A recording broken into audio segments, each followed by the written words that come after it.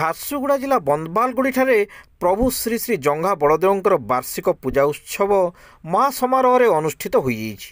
ଜୟବୁଡ଼ିଆଗୁଡ଼ିରୁ ମହାପ୍ରଭୁଙ୍କୁ ବନ୍ଦବାଲକୁ ପାରମ୍ପରିକ ରୀତିନୀତିରେ ଅଣାଯାଇଥିଲା।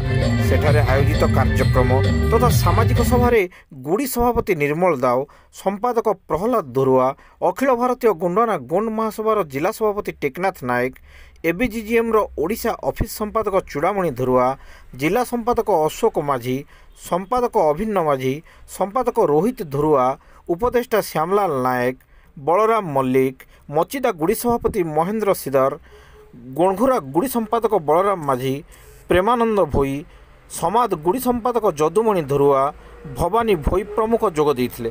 ଅଞ୍ଚଳର ହଜାର ହଜାର ଜନସାଧାରଣ କାର୍ଯ୍ୟକ୍ରମରେ ଯୋଗ ଦେଇଥିବା ବେଳେ ସ୍ଥାନୀୟ କଳାକାରମାନଙ୍କ ଦ୍ୱାରା ଖୁବ୍ ସୁନ୍ଦର ସାଂସ୍କୃତିକ ନୃତ୍ୟଗୀତ ପରିବେଷଣ କରାଯାଇଥିଲା।